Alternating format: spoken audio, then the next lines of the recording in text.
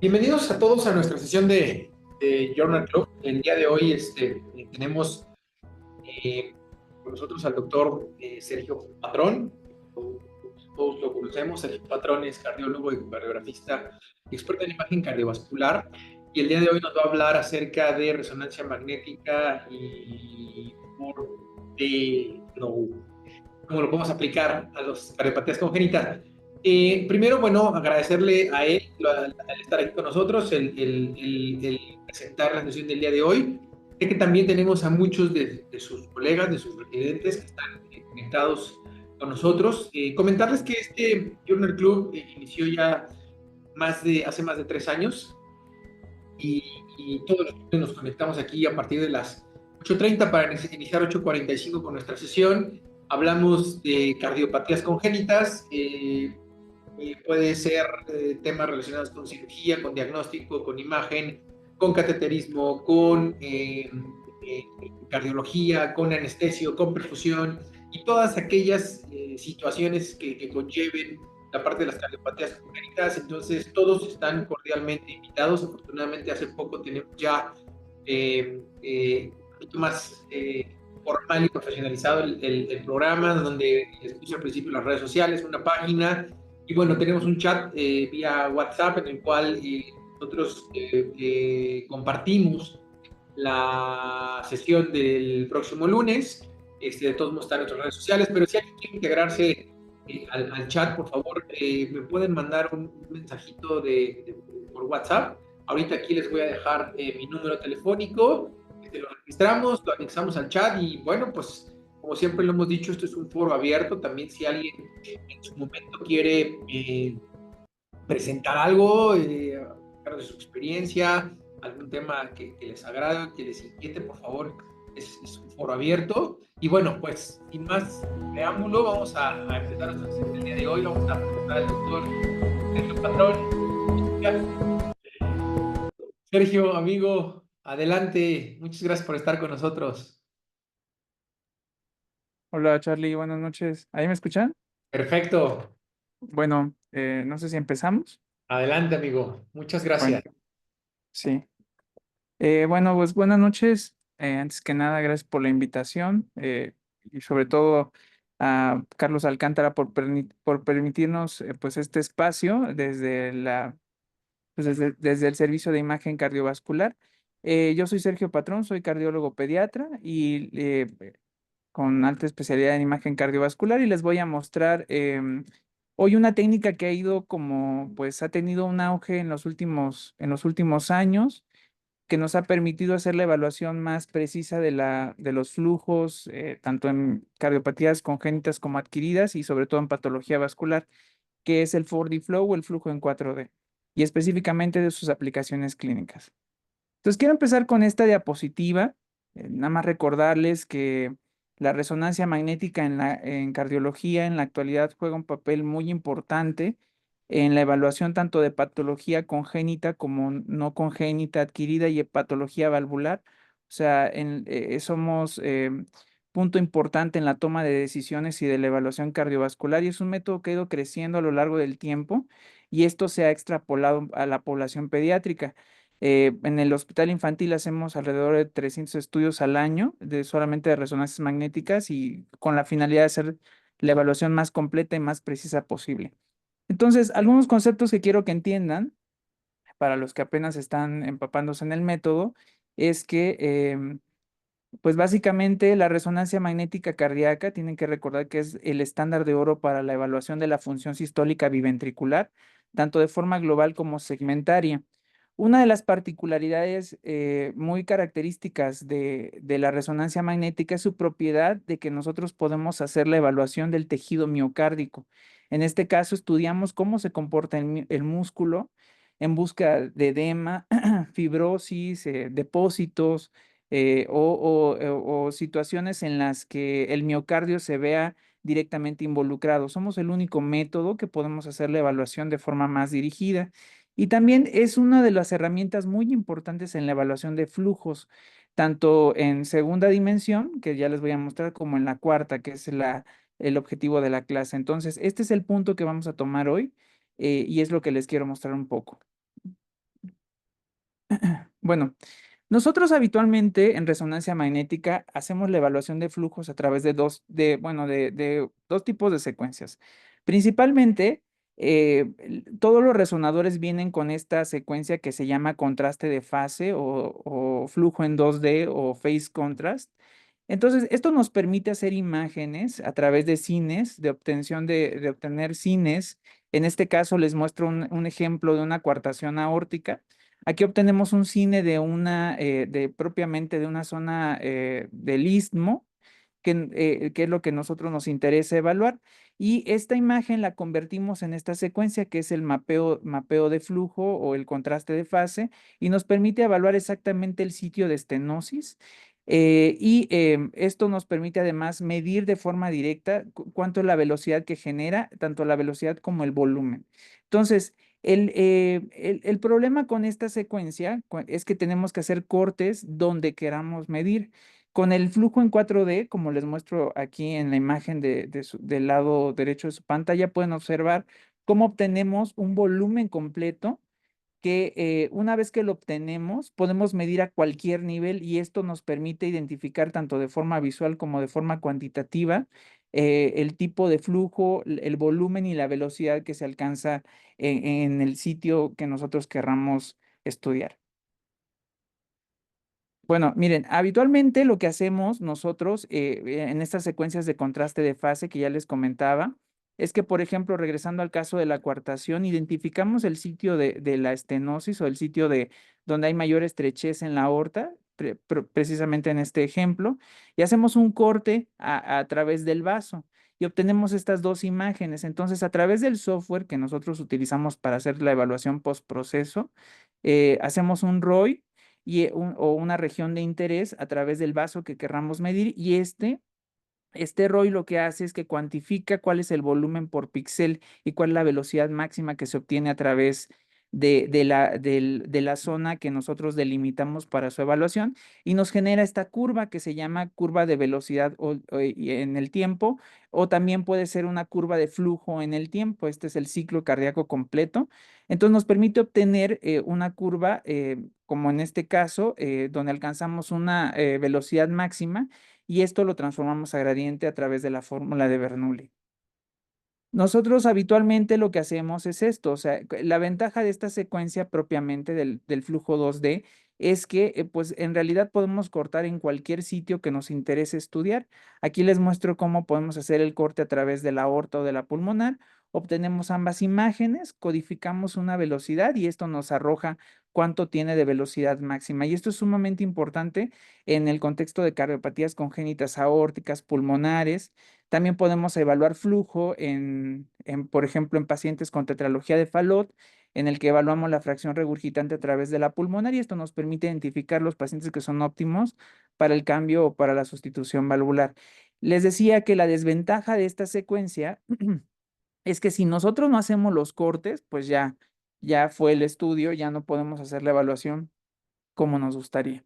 Entonces, lo que hacemos habitualmente con esta secuencia que ya les mostré, el flujo 2D, es que obtenemos la imagen en un píxel, en X y Y. Pero, ¿qué pasaría si obtenemos las tres dimensiones de un voxel? Es decir, que podamos además moverla y verla en tercera dimensión. Obtendríamos este tipo de imágenes, que es el 4D flow o el flujo en 4D. Vean cómo aquí lo que hacemos no solamente nos permite una mejor evaluación visual, sino que también nos permite una reconstrucción y una evaluación en volumetría. Aquí vemos una imagen de una aorta bivalva con aortopatía de la aorta ascendente, donde existe una dilatación de la aorta ascendente. Vean aquí cómo podemos ver la cinemática del flujo. Vean aquí cómo vemos cómo existe flujo turbulento en la aorta ascendente y se codifica a través de una escala colorimétrica donde, por ejemplo, en este caso, el color rojo es lo que supera 1 metro sobre segundo, o 1 metro sobre segundo en la velocidad máxima. Y vean cómo incluso podemos evaluar el sitio del choque específicamente del jet de la estenosis aórtica. También es útil cuando montamos esta secuencia en cines para evaluar cortocircuitos. Por ejemplo, aquí les muestro un paciente con un cine en una imagen en 4 cámaras donde podemos observar cómo existe una comunicación interauricular amplia y podemos observar el flujo o la repercusión hemodinámica que tiene la sobrecarga de flujo a través del defecto propiamente. Esta técnica ha sido comparada, perdón, con el Doppler del eco, que es lo que habitualmente pues utilizamos de forma más rutinaria y es con lo que nosotros hemos hecho los estudios comparativos. Vean cómo es la correlación tan buena cuando nosotros evaluamos con el flujo 4D versus el eco, con el gradiente pico, la velocidad máxima y la velocidad media. Y esto nos permite que sea una herramienta útil en la evaluación de este tipo de flujos.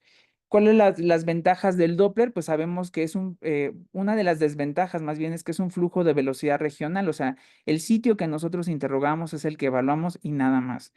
Sin embargo, tiene otras ventajas, como que es accesible, saben que la ecocardiografía es la primera herramienta de evaluación diagnóstica.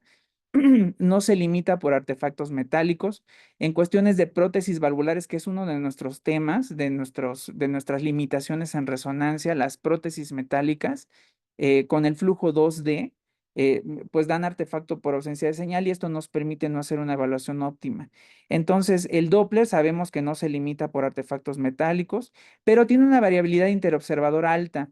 Y también una de las limitaciones es que se limita a la dirección del transductor. O sea, insisto, lo que nosotros estudiamos, en este caso el cursor, la zona que estamos evaluando de interés, es la única que podemos evaluar.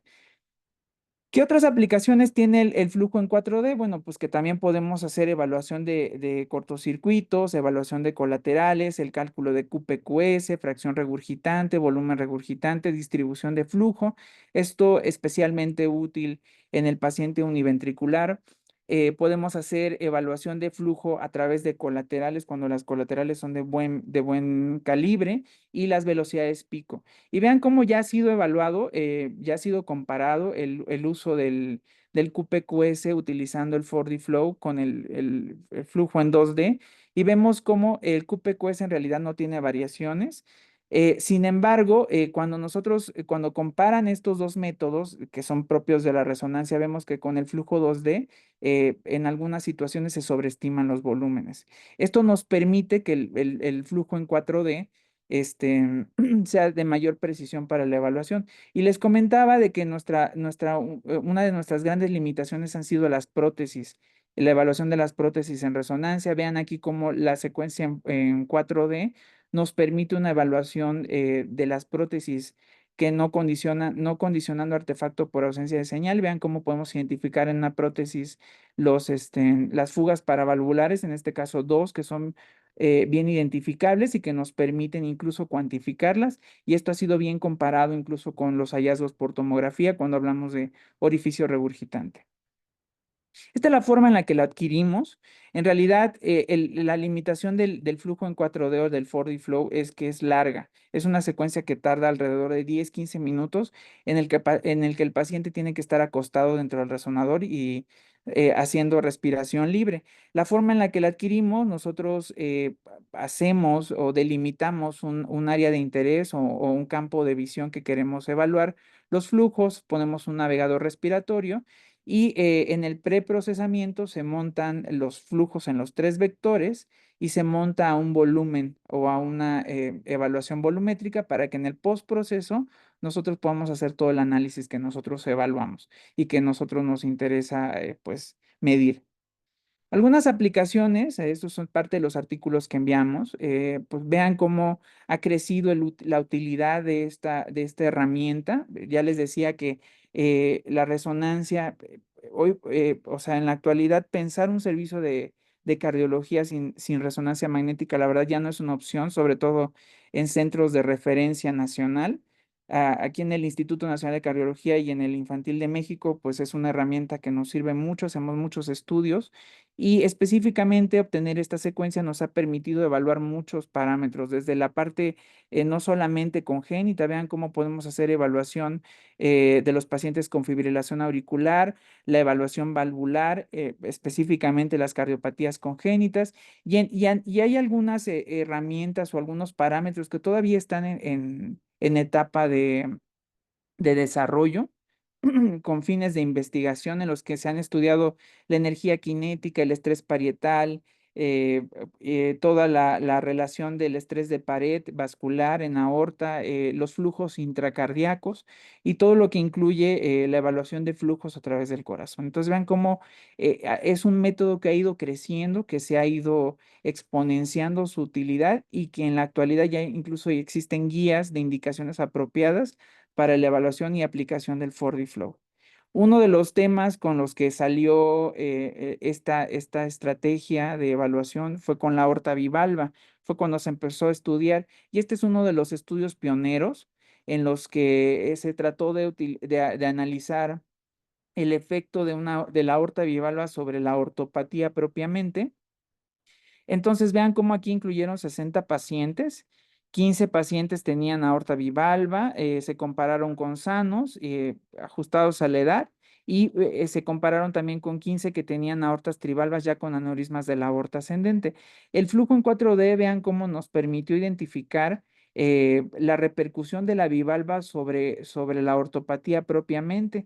Y aquí les muestro, vean cómo incluso se puede hacer un análisis segmentario de las partes propiamente de la aorta ascendente, de cada uno de los segmentos de la aorta ascendente, hacer un cálculo de estrés parietal a través de medidas como kilopascales, etcétera, y ver la principal repercusión. ¿Y esto por qué sería útil? Bueno, pues porque nosotros podemos argumentar con los cirujanos, dado que existe una ortopatía o perdón, una valvulopatía del tipo bivalva, podemos decirle, bueno, ya tiene mucho estrés parietal en una zona específica de la aorta, entonces tal vez no solamente requiera cambio de válvula, sino también cambio o algún procedimiento en la aorta ascendente propiamente, y esto permitiría mejorar el pronóstico de estos pacientes.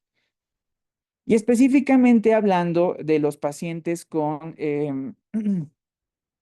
cardiopatías congénitas, pues también es una herramienta que ha ido creciendo. Nos ha servido mucho en la evaluación de pacientes, por ejemplo, en FALOT, en los que podemos hacer cálculo de fracción regurgitante. Nos ha permitido evaluar pacientes con aortopatía. Ahí les traigo unos ejemplos que ahorita les quiero mostrar. Conexiones anómalas, el paciente univentricular. Y vean cómo cada vez es más de utilidad este grupo.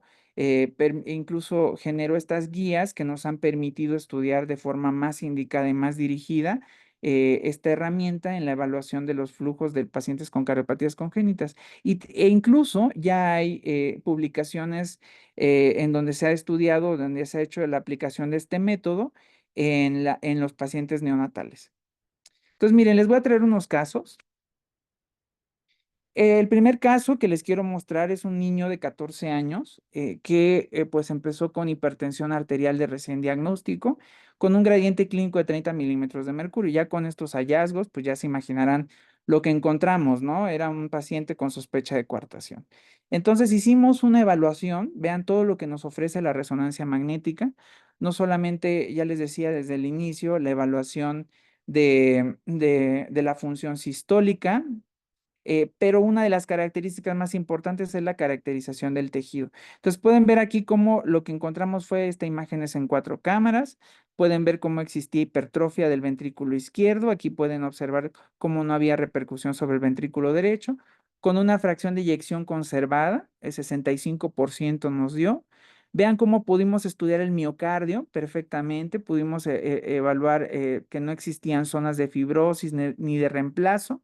Y con los flujos en 2D pudimos evaluar y encontrar que existía una aorta bivalva no obstructiva. Entonces, la obstrucción, perdón, la valvulopatía en este caso, la bivalva no tenía mayor repercusión, y entonces nos pusimos a estudiar el arco.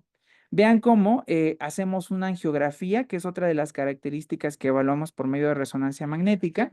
Vean cómo encontramos un sitio de coartación casi atrésico. Vean aquí cómo hacemos la evaluación del arco en su totalidad a través de las secuencias en cine, y con el 4D Flow pudimos evaluar pues, el comportamiento de los flujos a través de la coartación. Podemos observar cómo no existía casi paso del flujo a través de la aorta del istmo hacia la aorta descendente, y pueden observar cómo se llenan las colaterales la prominencia de las mamarias. Pueden observar aquí cómo el flujo estaba dado a través de básicamente el flujo hacia la aorta descendente a través de la subclavia por múltiples colaterales, que son estas que se insinúan en esta porción.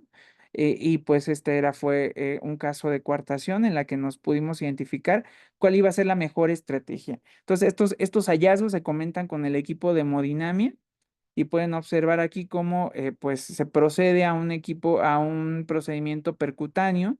Aquí vemos cómo atraviesan la zona de coartación. Pueden observar incluso cómo el estándar de oro, ustedes saben que para la evaluación de la patología vascular, pues es la angiografía invasiva o la angiografía directa. Vean cómo la prominencia tan importante de la subclavia, de la subclavia izquierda, pueden observarla aquí cómo está completamente dilatada y cómo se llenan en el fondo todas las colaterales, que es básicamente lo que evaluamos nosotros por el flujo en 4D. Esto permitió que se tome la mejor decisión, les comentaba, que fue un procedimiento intervencionista. Acá pueden observar cómo atraviesan con una guía el segmento coartado y pues finalmente colocan el stent. Entonces este paciente con un buen resultado y con una evaluación pues básicamente multidisciplinaria. Este es el segundo caso, es un paciente con 19 años, un masculino, con una transposición congénitamente corregida de las grandes arterias. En el seguimiento en el eco, ellos encontraron pues disfunción sistólica biventricular. Entonces aquí la pregunta es cuál es la causa, ¿no? Entonces podemos hacer la evaluación a través de los cines. Vean aquí cómo hicimos la evaluación tanto de la fracción de eyección del ventrículo izquierdo como del derecho, una FEBI de 40% y una del derecho del 30%.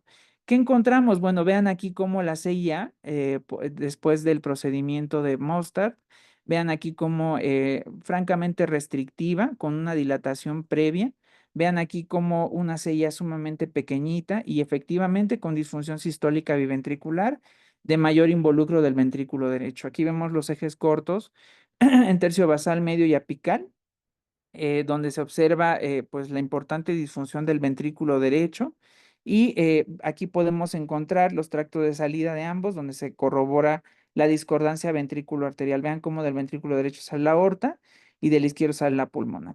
Entonces, ¿cómo evaluamos este paciente? Bueno, pues a través también de flujo en 4D. Miren, desde aquí, desde esta imagen, en el 4 cámaras, lo que llama la atención, vean aquí cómo pudimos identificar una zona que correspondía a la CIA, que drenaba hacia la aurícula derecha. Vean aquí cómo francamente disminuida y con una aceleración del flujo específicamente en esta zona. Aquí hicimos una codificación de velocidad máxima de 120 centímetros sobre segundo y vean cómo incluso existen líneas que superan esta velocidad. Aquí vemos un corte a través de las aurículas y podemos incluso evaluar los bafles. Vean aquí el bafle de la cava superior, el bafle de la cava inferior y vean cómo la obstrucción estaba totalmente limitada al sitio de la CIA, que estaba sumamente restrictivo. Entonces, aquí les muestro otra vez cómo se observan los bafles, cómo se muestra el drenaje de las venas pulmonares, francamente con disminución de su sitio a través de la CIA y finalmente pues hicimos el diagnóstico de obstrucción de la CIA o una CIA restrictiva en este paciente postquirúrgico. Entonces, esta es una de las complicaciones que podemos evaluar de forma más dirigida. Vean, incluso como visualmente es muy identificable el sitio de obstrucción y pues es de gran herramienta para la evaluación, o sea, para el entendimiento de los cirujanos y pues si existiera alguna opción intervencionista. Este caso es el caso 3. Miren, este es un caso muy interesante también en donde nos sirvió mucho la evaluación por flujo en 4D. Les quiero mostrar, miren, es un caso de un paciente de 26 años, un masculino. Este, vean aquí cómo él llegó con antecedente de un EB6 isquémico.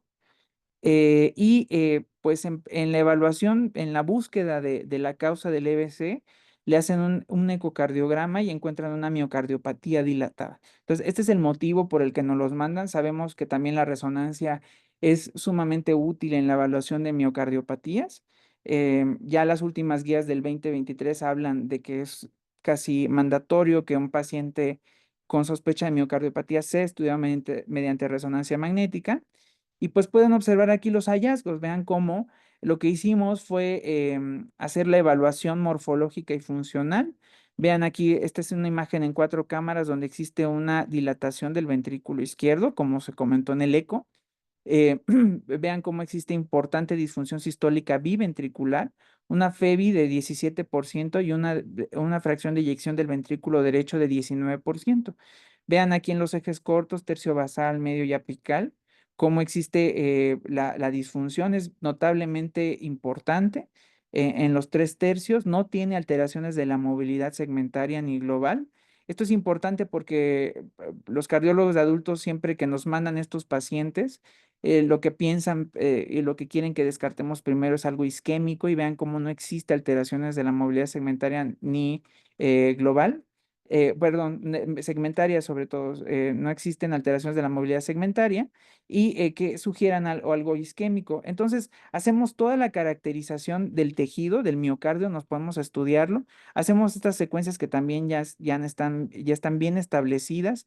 Vemos un leve incremento del mapeo T1. Esto sugiere que existe fibrosis ya en el ventrículo izquierdo, por lo menos intersticial o difusa, es decir, que no hay reemplazo del músculo por fibrosis, pero ya existen cambios en el miocardio de forma subclínica antes que se expresen en el reforzamiento tardío. Vemos cómo no existe edema. Esta es una secuencia, un mapeo en T2 que en rangos de normalidad. Y vean aquí cómo en el reforzamiento tardío, pues escaso reforzamiento tardío, específicamente en el septum, eh, en realidad muy inespecífico, no apoyaba ningún diagnóstico. Y aquí en el volumen extracelular, que es otra, les digo que es una de las secuencias también muy importantes en resonancia, donde evaluamos el tejido miocárdico, nos permite hacer la evaluación del paciente con base en los cambios que hay en el volumen extracelular. Lo normal es 32% y vemos cómo existe leve incremento que se correlaciona con el mapeo T1. Entonces, seguimos estudiando este paciente y aquí lo que llamaba la atención es que desde las secuencias localizadoras, pueden observar en esta imagen en axial, existía esta imagen cuando quisimos evaluar el arco.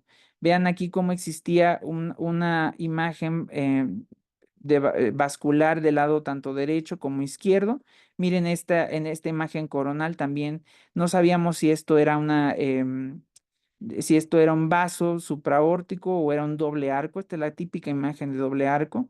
Y hicimos esta secuencia que se llama Whole Heart, que nos permite la evaluación es una secuencia morfológica que no requiere el uso de medio de contraste. Y vean aquí cómo lo que encontramos fue un arco derecho y un arco izquierdo en este mismo paciente. Aquí vemos cómo evaluamos el arco derecho, que parecía ser el dominante, y un arco izquierdo hipodesarrollado, pero vean cómo se conectaba francamente a la porción descendente. Entonces, esto nos permitía, encontramos esta anomalía vascular como hallazgo incidental. Entonces, aquí la pregunta es, bueno, pues ¿existirá obstrucción de este arco? Esta patología estará condicionando obstrucción y será la causa de la dilatación ventricular. Esto es lo que estamos, esta fue la duda que nosotros tenemos que responderle a los cardiólogos, a los colegas cardiólogos. Entonces, en realidad esto es lo que nosotros necesitamos contestar para evaluar si esa es la causa propiamente. Entonces, miren, hicimos el mapeo, el flujo en 4D, perdón. Esta es otra de las estrategias que hacemos, que se montan a un volumen en postproceso y nos permiten esta evaluación de imágenes.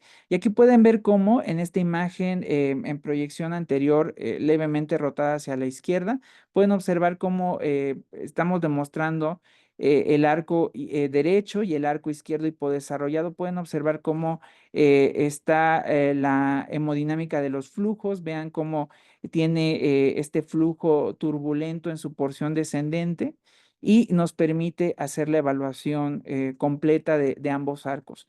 No solamente eso, pudimos interrogar cada uno de los arcos. Vean aquí cómo evaluamos primero la velocidad máxima que se generaba en cada arco. El arco derecho, que era el rojo, vean cómo generaba una velocidad máxima aproximadamente de 1.3 mientras que el izquierdo no generaba tanta velocidad, sino 1.35. Entonces, la primera pregunta que nos hicimos es que si eran obstructivos, pues vemos que en realidad no.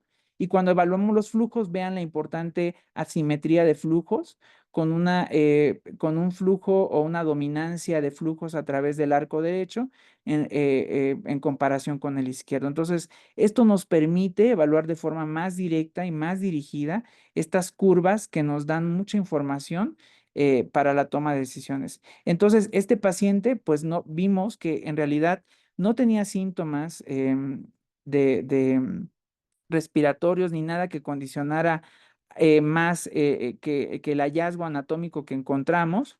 Y pues con los hallazgos que teníamos y al no encontrar obstrucción en los arcos, se decidió llevar a un perfil genético y se encontró una mutación que se catalogó ya como una miocardiopatía dilatada con un doble arco aórtico como anillo vascular, que no era la causa de la dilatación. Es decir, pudimos corroborar que no había mayor complicación con esta patología y que en realidad pues ni siquiera le causaba síntomas.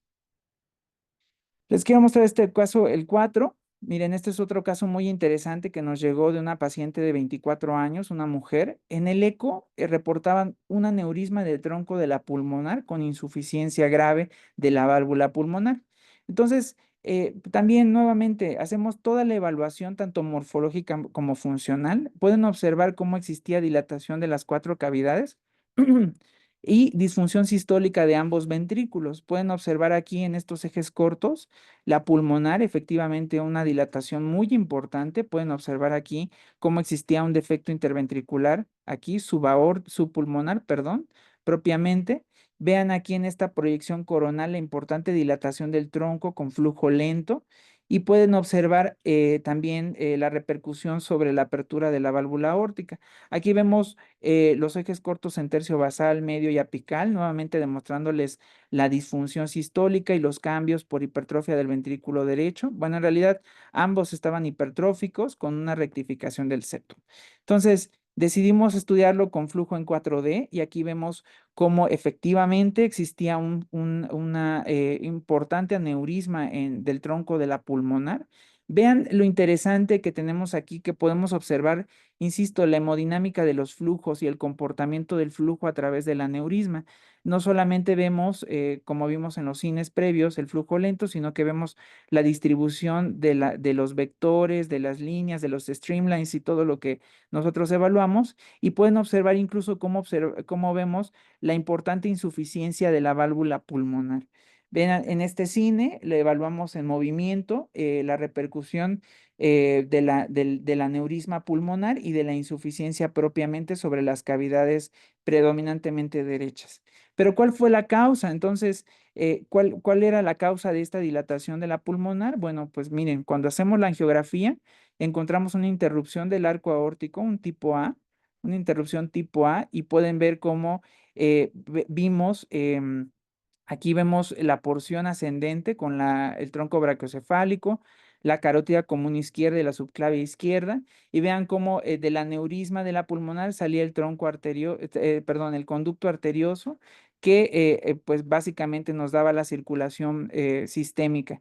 Y aquí pudimos incluso estudiar el conducto, pueden observar aquí, vean, el conducto a través de la aorta descendente, miren el comportamiento de las líneas, de los flujos, y vean sobre cómo repercute y cómo llenaba el aneurisma con un cortocircuito bidireccional.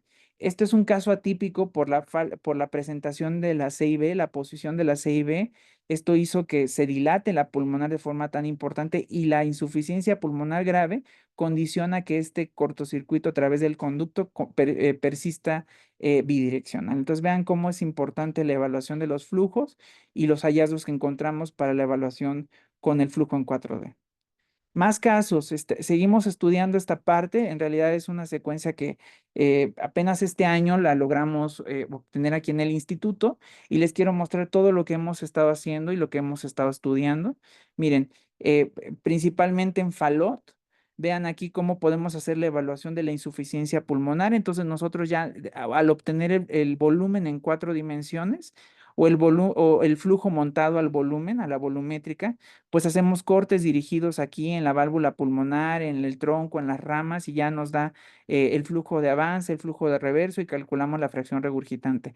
Esto es en el paciente posterior a la reparación inicial, que persisten con insuficiencia pulmonar. Y miren, les decía desde el principio de la plática que una de las limitaciones de la resonancia que habíamos tenido siempre había sido las prótesis.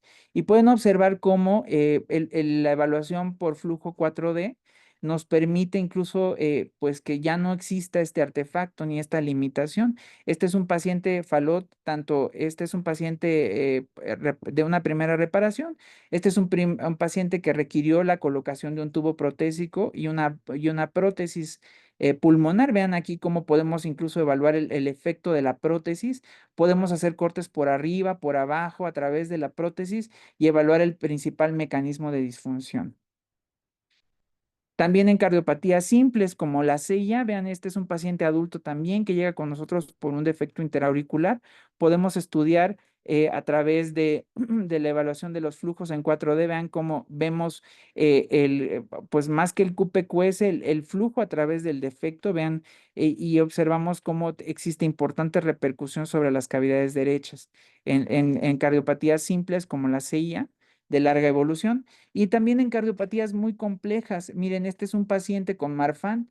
Vean cómo pudimos hacer la evaluación también de este aneurisma aórtico de la aorta ascendente.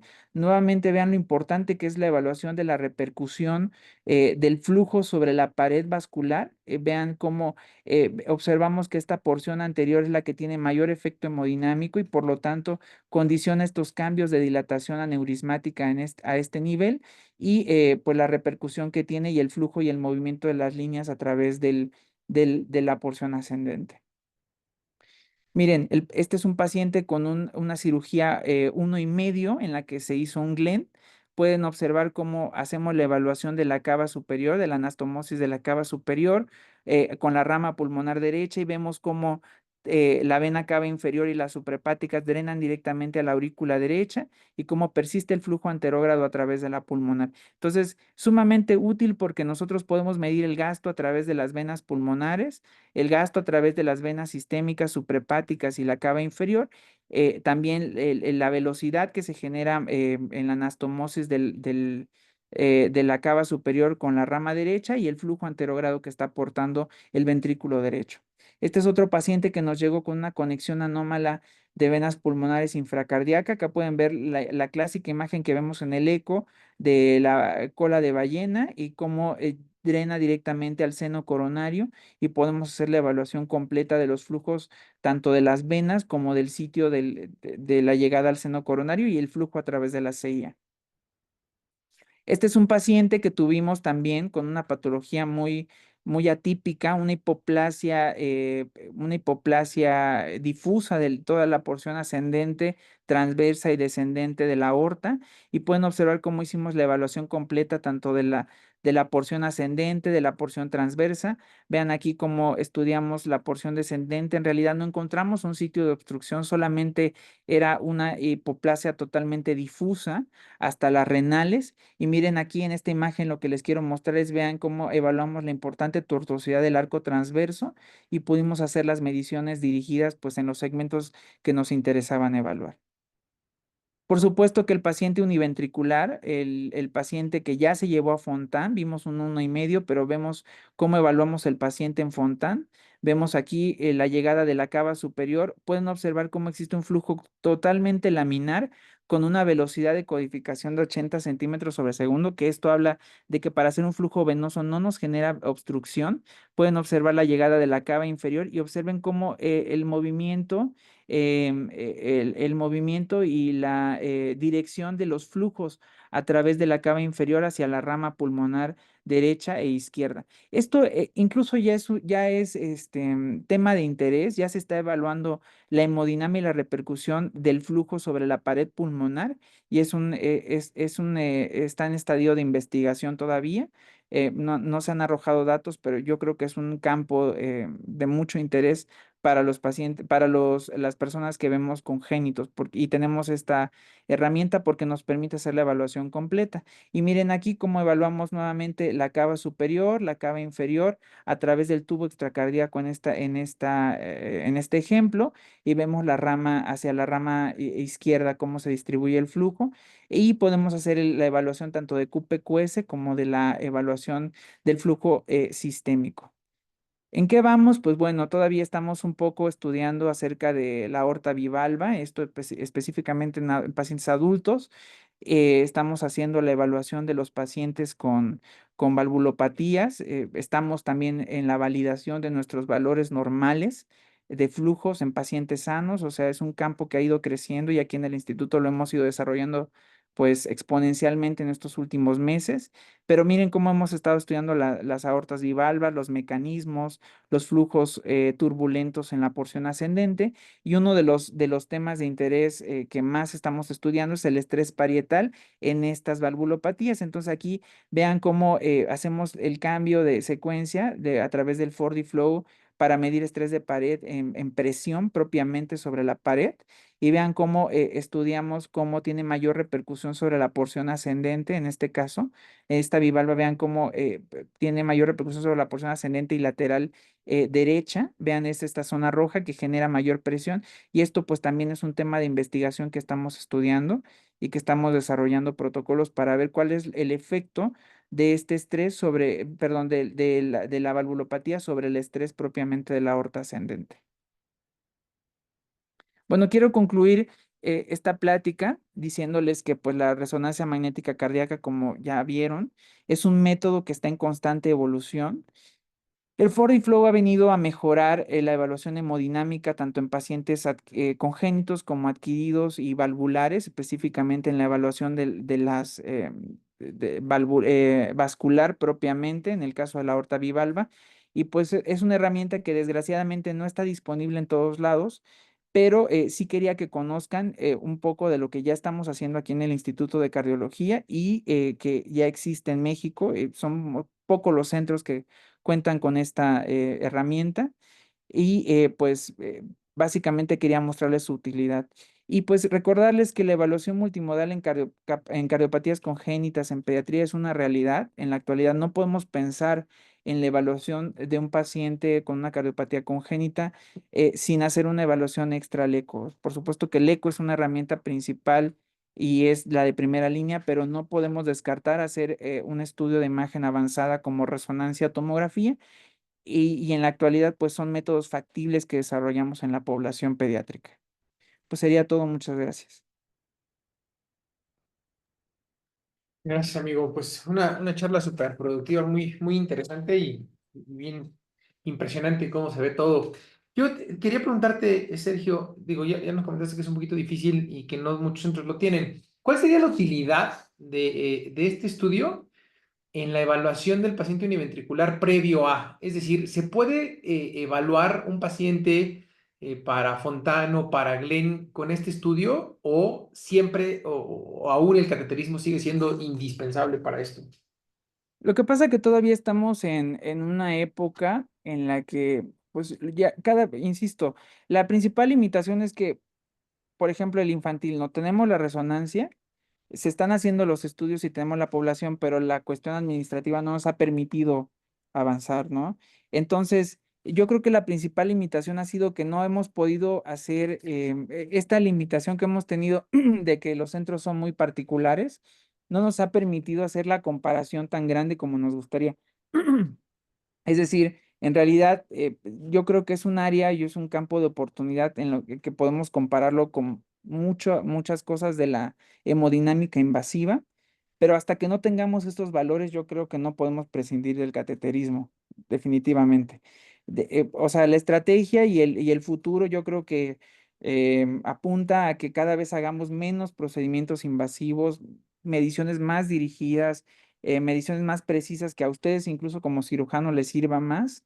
Pero pues te digo, desgraciadamente no estamos en una etapa en la que ya podamos decir, bueno, ya no nos sirve el CATE, no nos sirve el eco, no sirve la toma, no nos sirve la res, o sea, porque no hemos hecho una validación tan grande. Y el problema en la población pediátrica es que son tantas factores que intervienen en la misma población que no nos permiten hacerlo totalmente equiparable a diferencia de los adultos.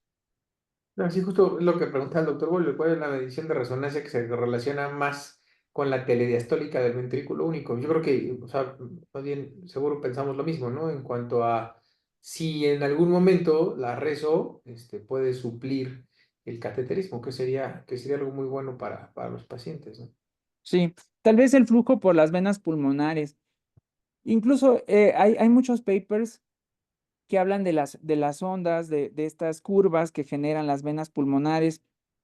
El problema es que ha sido desarrollado en adultos, perdón. En la vida real, técnicamente es difícil. O sea, el que está ahí metido, nosotros que estamos ahí metidos en la adquisición, son vasos tan pequeños que a veces dificulta la evaluación, pues, como nos gustaría, ¿no? Me gustaría decirte, no, pues la vena pulmonar superior derecha me da tantos mililitros y tiene tanta velocidad. Lo hemos hecho en casos en los que es factible, me explico técnicamente hablando, pero también depende mucho pues la verdad es que depende mucho del que lo haga, porque también tienes que tener una muy buena adquisición para hacer un buen análisis y un buen postproceso.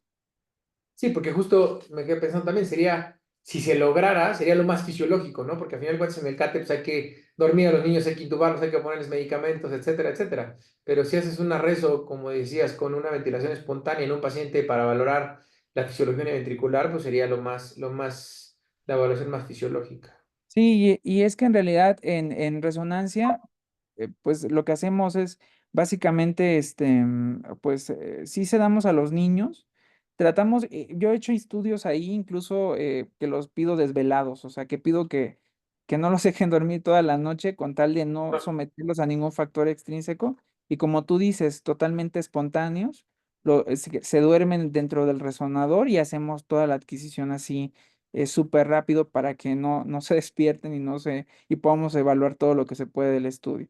Entonces, te digo, yo creo que la tendencia en algún momento va a ser esto, ¿no? Que hagamos cada vez más evaluación menos invasiva, pero Claro, pues hemos estado un poco limitados pues, por muchas situaciones. de acuerdo. Muy bien, no sé si tengamos más preguntas, comentarios.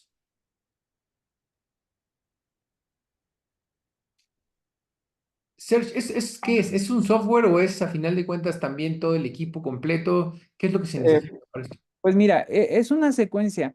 Un resonador es como un celular en cuanto a apps, por ejemplo. Ya, Si tú compras una app, pues evidentemente tienes acceso a todo lo que tú quieras. Nosotros, pues afortunadamente estamos en esta época aquí en el instituto en el que se adquirió un nuevo resonador y eso nos permitió pues pedirlo totalmente en edición cardiovascular con todas las secuencias habidas y por haber de cardiología y una de ellas era esta.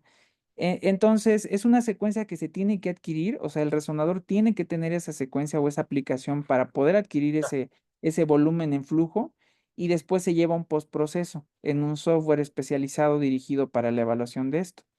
Entonces, no todos los resonadores lo tienen, ya, insisto, pero bueno, en el mundo, ahora que estuvimos en la reunión del Congreso Mundial de Resonancia Magnética, pues es una herramienta que están utilizando y ya está en población neonatal, ¿no?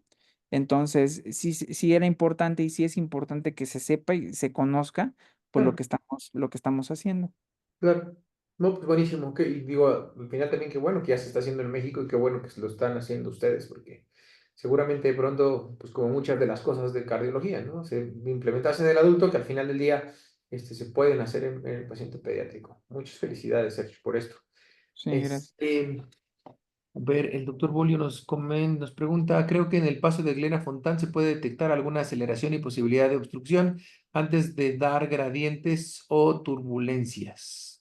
Sí, la ventaja, bueno, contestándole directamente al doctor Bolio, la ventaja es que podemos, o sea, insisto, la ventaja de este método es que hacemos un volumen completo, entonces nosotros ya medimos donde tú quieras, a diferencia de lo que hacíamos, que tenemos que hacer cortes muy dirigidos y esto pues evidentemente Ah, alarga el estudio, ¿no? Entonces, y por ejemplo, si de pronto tú querías evaluar la cava superior, pero no hiciste el corte adecuado, pues ya no la puedes evaluar, al menos que repitas el estudio.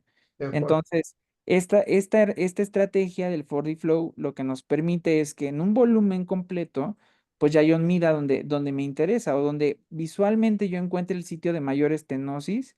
Tal vez lo que dice el doctor Bolio, ¿no? Ver las cavas, ver las anastomosis, las ramas, y si en algún punto me genera velocidad elevada o me da visualmente un sitio de obstrucción o reducción del flujo, pues ahí se trata. Perfecto, perfecto, perfecto. Muy bien. No sé si tengamos más preguntas, comentarios. Hola Charlie, buenas noches. Moy, ¿cómo estás? Qué gusto. Adelante. Hola doctor Patrón, ¿cómo está? Buenas noches. Hola, hola Moy, ¿qué onda? ¿Qué tal? Oiga, dos preguntas, doctor. Una, la primera, hablando de términos económicos, una evaluación de este tipo, más o menos, ¿en cuánto viene costeando para un paciente? No implica ningún gasto más de lo que cuesta un estudio normalmente de resonancia magnética. O sea, no es parte de la evaluación, me explico. Es como querer hacer un eco y además cobrar el strain o el Doppler. O sea, es parte de la evaluación completa y en realidad Ya. no requiere mayor costo. O sea, no tiene un mayor costo por la evaluación propiamente, sino que nosotros, por ejemplo, aquí ya es rutina en los pacientes congénitos o en los que queremos hacer una evaluación. Te digo, el tema es el tiempo, o sea, hemos estado trabajando en disminuir el tiempo y lo menos que hemos llegado son 10 minutos, pero son 10 minutos extras del estudio, pero también son 10 minutos que te aportan muchísima información porque pues tú tienes básicamente donde quieras medirle el flujo, ya lo vas a poder hacer. Pero no, Moy, no requieren, no implica ningún costo extra. Bueno, desde el punto de vista para el paciente, ahora para la institución, pues sí, ¿no? Porque tiene que invertir en esa secuencia y en el software.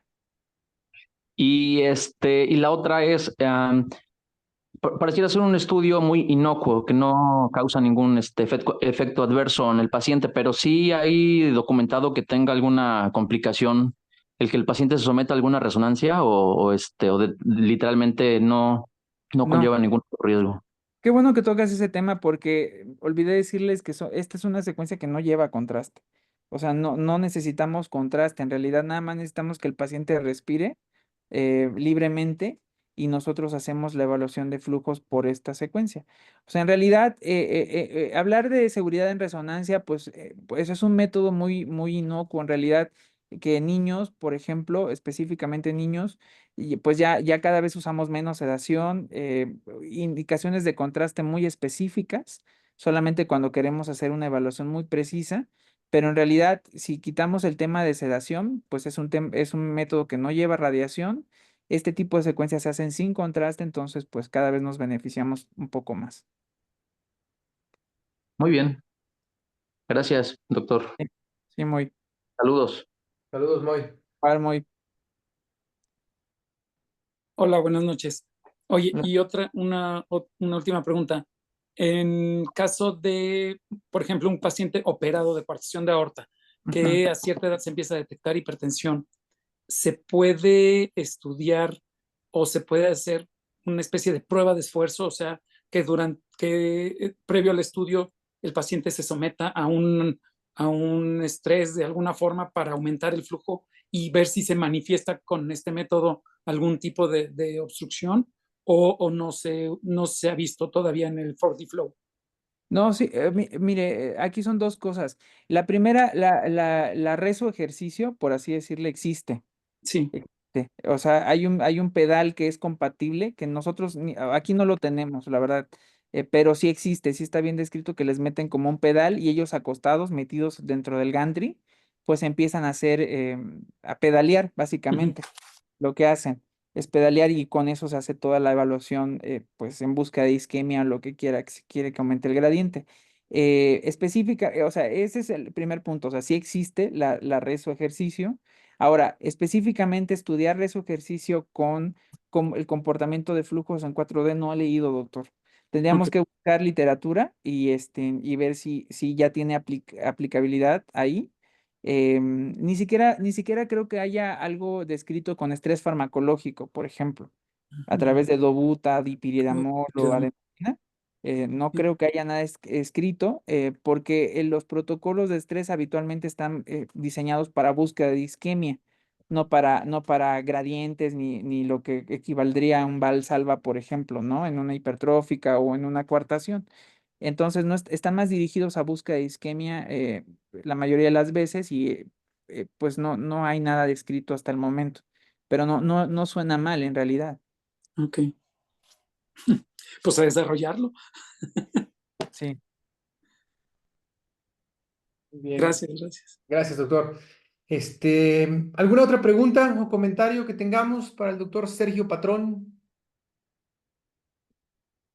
Muy bien, amigo. Bueno, pues ya nada más te falta hacerles examen a tus residentes que se Es conectaron el mañana, día de hoy. es Mañana. mañana el examen. Sí, Mañana el pase de visita. sí. Gracias a todos por conectarse hoy. Nuevamente, siempre invitados. La próxima semana me toca presentar al doctor Alberto Zárate. Él es cardiólogo intervencionista. Está en el Hospital López Mateos. Algunos creo que son del 20, ¿verdad? De tus residentes. Sí, Seguramente conectados. lo pueden conocer. Y bueno, si no, pues aquí estamos. Amigo, ¿algo con lo que te quieras despedir el día de hoy? No, pues cualquier duda, pues estamos a la orden. Cualquier duda, pues, si nos están viendo algún radiólogo, alguien que maneje esta parte del servicio de imagen, pues puede consultar, no hay ningún problema. Somos aquí, pues, en la mejor disposición para ayudarlos. Y pues para el resto de los demás, insistir, todos los que vemos cardiopatías congénitas, de verdad es una realidad la evaluación multimodal y siempre me gusta concluir con esto porque quiero dejarles muy claro que la evaluación multimodal en las cardiopatías congénitas en niños, en pediatría, es un hecho, o sea, lo estamos haciendo, se puede hacer, es factible y no tengan miedo de pedir una resonancia, de pedir una tomografía. La última vez hace 20 días hicimos una ventana ortopulmonar de 2,7 kilos en una resonancia, entonces son métodos factibles, cada vez estamos impulsando más la formación de cardiólogos pediatras en el campo de imagen cardiovascular. Me encantaría que cada centro de cardiopatías congénitas pues tuviera un experto en imagen, específicamente en congénitos, pero bueno, no tengan miedo de pedir una segunda opinión, un método adicional y nos va a dar mucha información. Muchas gracias, amigo. La verdad es que hoy justo platicaba un poquito al respecto y creo que hoy suma, siempre va a sumar. Yo, en lo personal, como cirujano, sí te cambia mucho el panorama, y creo que todo va mucho en relación, ¿no? Sabemos que el tiempo bomba, tiempo cirugía, es directamente proporcional a la evolución que va a tener nuestro paciente y tener más armas, a final de cuentas, siempre, digo, independientemente de la claridad de la confirmación o del extra, siempre va a favorecer al pacientito con cardiopatías congénitas. Muchas felicidades por lo que hacen. Y bueno, pues nos vemos la siguiente. Buenas noches a todos, bienvenidos, síganos en las redes sociales y bueno, pues nos vemos el próximo lunes. Buenas Adiós. noches. Gracias a Gracias. todos. Gracias a Bye. todos. Buenas noches.